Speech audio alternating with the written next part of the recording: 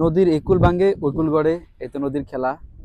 সকালবেলা ধনীরতি, ফকির সন্ধ্যাবেলা, একটা কবিতা আছে।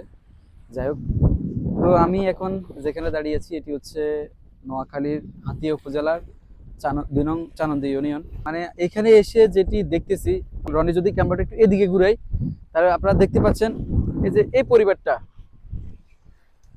হয়তো সপ্তাহখানেকের মধ্যে এই পরিবারটা বিলীন হয়ে যাবে। আমি যদি গত 1 বছরের কথা বলি, 1 বছর আগেও কিন্তু প্রায় 2 থেকে 3 কিলোমিটার ওইদিকে এখানে ছিল, কিন্তু এই যে কয়েক মাসের ব্যবধানে আজকে তারা তাদের এই যে শেষ সম্বলটুকু হারাতে বসেছে।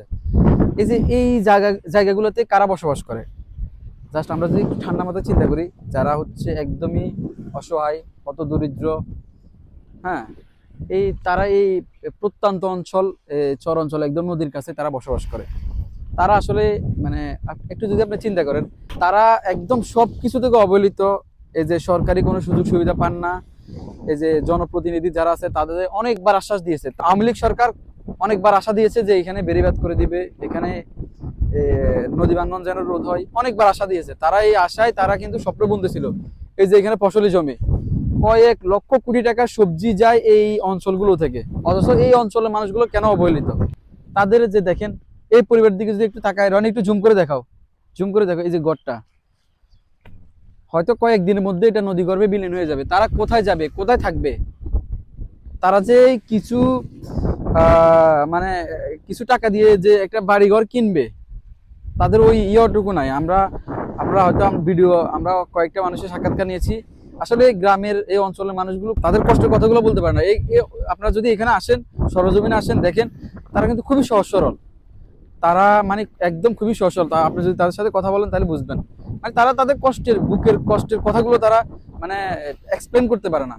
তো যাই হোক, আমরা প্রশাসনের কাছে আকুল আবেদন, আপনারা আসুন, দেখেন, তাদের সাথে কথা বলেন যে এখন যেভাবে ভাঙতেছে, হাতিয়ার এই অঞ্চলটুকু যেভাবে ভাঙতেছে, হয়তো কয়েক বছরের ব্যবধানে হয়তো এই যে মেঘনার করাল গ্রাসে হয়তো বিলীন হয়ে যাবে হাতিয়ার এই অঞ্চলগুলো, হয়তো কয়েক বছরের মধ্যে বিলীন হয়ে যাবে আমাদের সুবর্ণচর। যেভাবে ভাঙতেছে কয়েক মাসের মধ্যে, কয়েক কিলোমিটার, মানে কয়েক মাসের মধ্যে এগুলো ভেঙে কয়েক শত পরিবার নদী গর্ভে বিলীন হয়ে গেছে।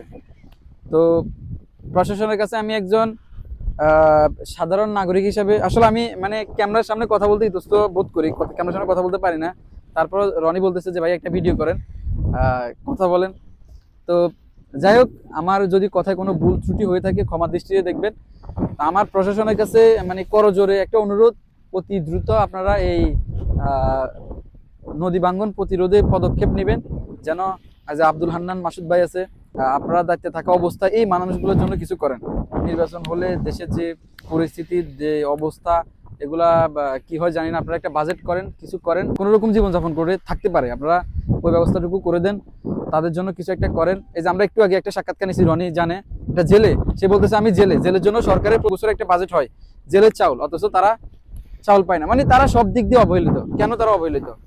প্রশাসনের কাছে আমাদের একটা অনুরোধ, অতি দ্রুত আপনারা এই বিষয়ে পদক্ষেপ নেন, না হলে কিন্তু আমাদের সুবর্ণচর, আমরা নদী গর্ভে, আমরা হয়তো কয়েক বছরের ব্যবধান আমরা নদী গর্ভে আমাদের সুবর্ণচরও বিলীন হয়ে যাবে। তো ধন্যবাদ সবাইকে। আমি আবার বলতেছি, আমার কথা যদি ভুল ত্রুটি হয়ে থাকে অবশ্যই ক্ষমা দৃষ্টিতে দেখবেন। আসসালামু আলাইকুম।